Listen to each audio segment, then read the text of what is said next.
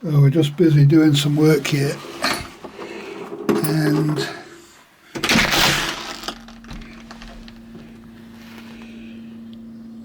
looks like the motor arrived. Let's get inside. Just been making some wooden objects to go on here, and I only had enough for 3 of them, so I found this other piece of wood and did it the other way. So this is to tie the engine on, and these are for tying on other things like this onto the back here for fishing with. So I'm sort of waiting for these objects to glue to dry, so let's get on with the motor. Okay, these objects here.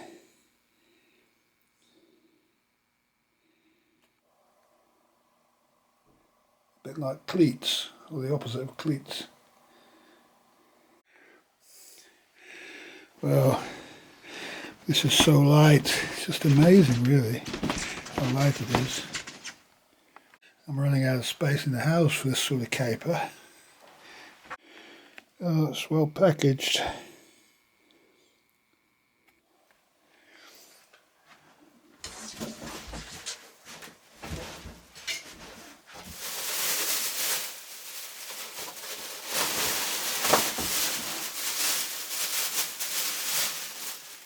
Nice looking quality.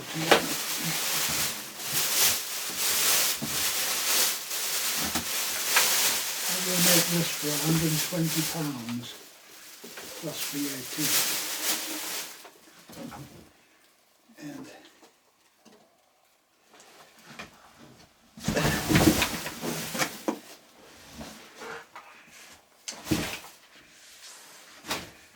okay, here we go.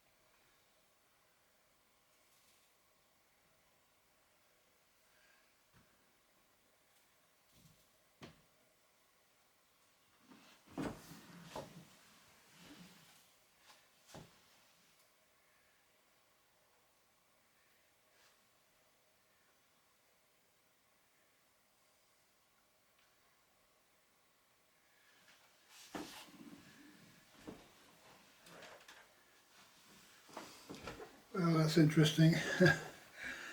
Looks like the handle's a bit strange. to work out which way around that goes. It's a good job I put those. It's a good job I put those wheels on where I did, because I'm going to need the transom higher to get the motor on properly, or I'm going to have to tilt the motor up. At the moment it's nice if it goes straight up and down, so we can have a good look at it. Okay. Well, you can see the first thing is this needs moving here. It needs moving up, right up to the top. And so we'll do that first. Okay, that's fitting good now. And I lifted the wheels up to the higher position. And so the motor can now go down to the ground. So my lower position works perfectly. And you can see now it can turn right around into the reverse position. And the handle goes over like that. And you can see it locks in here under here. And it's just about perfect height at the bottom of the boat. So that worked out good. Ready to come back over like this. There we go. Must be a reason why it doesn't go down fully, that handle. Maybe it's the right height. We'll see. It looks like a really, really nice, well-made motor. I bought years ago, 20 years ago, a Johnson 2.5 horse Johnson, and it was about exactly the same build quality.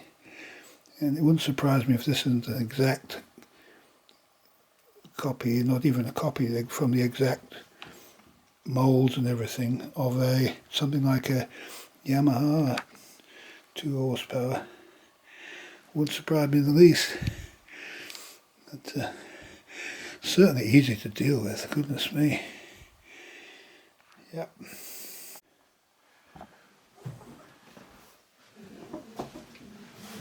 Well,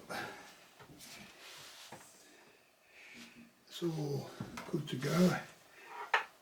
Lift up, go down. This is exactly the same as the little Johnson motor as far as tipping up goes, and locking in place. So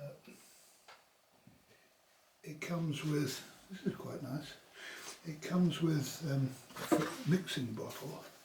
If you can see me, I'm not too high. I'll just get down a bit. It comes with a mixing bottle. You can put 2-stroke oil in there and petrol in there. That should be enough to fill the tank. It comes with one of these funnels. Also comes with a manual, a second impeller to replace, and the tools that you'll need to deal with it. It also comes with another starter, recoil starter. Now I've heard that these things can pack up, and what people do is they just use them straight away in salt water, and then all of the nuts and bolts that's holding this in, holding together, corrode. So what I'm going to do before I do anything is I'm going to take the motor apart, not completely, but enough to make sure that it's all greased where things can get stuck, especially getting the leg off the power head. That wouldn't have been greased. Nothing's probably been greased in here at all. That's not the job of the manufacturer. It's supposed to be done by the service organisation that prepares it before it goes out. And so it's necessary to understand they're getting it so cheap because you have to do that. So a lot of the criticism of these sort of motors is because nobody's done any prep. They've just stuck them in the water and used it. And it's necessary to smother all the metal parts that are going to corrode with grease, waterproof grease, and make sure it's all greased up, you know, things like that screw there. You can just put a blob of grease inside there and make sure anything inside there is lubricated with a bit of grease, and it'll probably be alright if you do that. And all these bits here can be greased a bit. There is grease nipples on it, they've never been greased, so it's necessary to understand that it's all got to be prepared. There doesn't seem to be anything wrong with this kind of thing. It's good, it's looking good.